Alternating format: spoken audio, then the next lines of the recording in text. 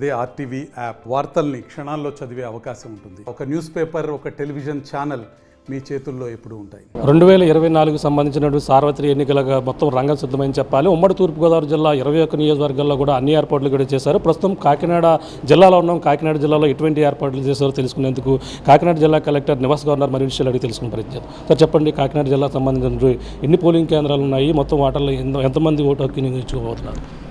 కాకినాడ జిల్లాలో 1640 polling stations ఉన్నాయి. 16,34,122 మంది ఓటర్స్ ఓటు హక్కుని వినియోగం చేసుకోవడానికి వాళ్ళు రెడీ ఉన్నారు.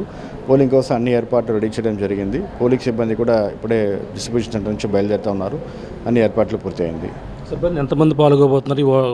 ఈ పోలింగ్ కేంద్రం దాకా ఎంతమంది ఉండాలండి? అంటే జిల్లా వ్యాప్తంగా 16,445 మంది పోలింగ్ సిబ్బంది వాడుతున్నాము. ప్రతి పోలింగ్ స్టేషన్లో 6 పోలింగ్ సిబ్బంది ఉంటారు. అండ్ అది కాకుండా మైక్రో అబ్జర్వర్, వెబ్ కాస్టింగ్ చేసే వాళ్ళు కూడా ఉంటారు. అండ్ వాళ్ళందరూ కూడా ఇప్పుడు డిస్ట్రిబ్యూషన్ సెంటర్ నుంచి ప్రత్యేక వాహనాలతో బయలుదేరుతున్నారు. సమస్యాత్మక పోలింగ్ కేంద్రాలు ఎన్ని గుర్తించడం జరిగింది? అక్కడ ఎటువంటి చర్యలు చేపడుతున్నారు? సమస్యాత్మకమైనటువంటి పోలింగ్ స్టేషన్స్ 331 పోలింగ్ స్టేషన్స్ గుర్తు చేశాము. అక్కడ భద్రత ఏర్పాట్లు చాలా మనం ప్రతిష్టాత్మకంగా దానికి సిఆర్పిఎఫ్ బృందాన్ని అక్కడే మనం పెట్టడం జరిగింది. అండ్ అదే రకంగా అక్కడ వెబ్కాస్టింగ్ ద్వారా కూడా అక్కడ జరుగుతున్నటువంటి విషయాల్ని నేరుగా కంట్రోల్ నుంచి మానిటర్ చేసే వ్యవస్థ కూడా కల్పించాము. అంటే ఓటు హక్కు వినియోగించుకొని ఇప్పటివరకు ఎటువంటి చర్యలు చేపట్టారు? ఓళ్ళు పోలింగ్ శాతం పెరిగేందుకు ఎలాంటి చర్యలు చేపట్టడం జరిగింది? ఓటర్ స్లిప్ పంపిణీపైన చాలా దృష్టి పెట్టాము. 98% ఓటర్ స్లిప్స్ అనే డిస్ట్రిబ్యూషన్ అనేది అయింది.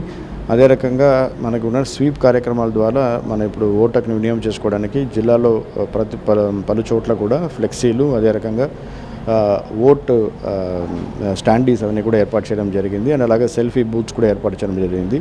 యువత ఎక్కువ స్థాయిలో ఓటు వినియోగం చేసుకుంటారని భావిస్తున్నాం.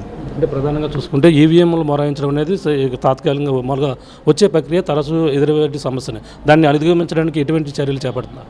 అంటే 159 సెక్టర్స్ ఉన్నాయి. వాళ్ళందరి దగ్గర సెక్టర్ ఆఫీసర్స్ దగ్గర ప్రత్యేక వాహనం ఇచ్చి వాళ్ళందరి దగ్గర రెండు ఈవీఎం స్పేర్ పెట్టడం జరిగింది. ఏమైనా ఇష్యూస్ వస్తే వాళ్ళు వెంటనే వాళ్ళు రెస్పాండ్ అవుతారు. అంటే పోలింగ్ అయిన తర్వాత ఇవన్నీ కూడా ఎక్కడికి వస్తాయి, మొత్తం ఎక్కడ దీన్ని స్టోర్ చేయబడదు? మనం జేఎన్టీ కాకినాడలో రిసెప్షన్ సెంటర్ని పెట్టడం జరిగింది. అక్కడ అందరూ తీసుకొస్తారు. అక్కడ నుంచి ఈ భద్రతా ఏర్పాట్లు చేసి ఆ స్ట్రాంగ్ రూమ్ అన్ని కూడా సీసీటీవీ కెమెరాలో మానిటర్ చేసుకుంటూ కంటిన్యూస్గా మానిటర్ చేయడం జరుగుతుంది. Thank you sir. చూస్తున్న ఇది పరిస్థితి మొత్తం జిల్లా వ్యాప్తంగా చూసుకుంటే కాకినాడ జిల్లాలో 16 లక్షల పైగా ఉన్నటువంటి ఓటర్లకు 1640 కేంద్రాలు అయితే పోలింగ్ కేంద్రాలు అయితే ఏర్పాటు చేశారు. ఎటువంటి అవాంఛనీయ సంఘటనలు కలగకుండా అలాగే సమస్యాత్మక పోలింగ్ కేంద్రాలు గుర్తించడం జరిగింది. వాటి వద్ద అయితే ప్రత్యేకంగా సిఆర్పిఎస్ బలగాలతో పాటు అలాగే పోలీసులు కూడా భారీగా అక్కడ ఏర్పాట్లు చేయడం కాకుండా సీసీ కెమెరాలలో అక్కడ పర్యవేక్షణలో మొత్తం పోలింగ్ ఎంత నిర్వహించేందుకు అలాగే ఈ యొక్క పోలింగ్ శాతం పెరిగేందుకు కూడా కావాల్సిన చర్యలు కూడా ఇప్పటివరకు కూడా చేపట్టాం. అలాగే ప్రతి ఒక్కరు కూడా ఈ యొక్క ప్రశాంతమైన వాతావరణం తమ ఓటు హక్కు వినియోగించేందుకు కూడా అన్ని ఏర్పాట్లు చేశారు. అలాగే పోలింగ్ ప్రక్రియ ముగిసిన తర్వాత ఈవీఎంలు అన్నీ కూడా ఏ విధంగా రావాలి, అలాగే ప్రధానంగా అన్నీ కూడా ఏర్పాటు చేసేందుకు కాకినాడ జేఎన్టీకి తరలించే వరకు కూడా అన్నీ కూడా మొత్తం పోలీసుల పర్యవేక్షణ, సీసీ ఫుటేజ్ పర్యవేక్షణలో కూడా మొత్తం ఏర్పాట్లు చేసినట్టుగా కాకినాడ జిల్లా కలెక్టర్ నివాస్ గారు చెప్తున్న పరిస్థితి ప్రధానంగా ఉందని చెప్పాలి. ఇది కూడా తాజా పరిస్థితి. కెమెరా రామతో ప్రకాష్, ఆర్టీవీ, కాకినాడ జిల్లా నుంచి. మరిన్ని వీడియోస్ కోసం ఛానల్ ని సబ్స్క్రైబ్ చేయండి. లేటెస్ట్ అప్డేట్స్ కోసం వాట్సాప్ ఛానల్ ని ఫాలో చేయండి. అండ్ లింక్ డిస్క్రిప్షన్ లో ఉంది.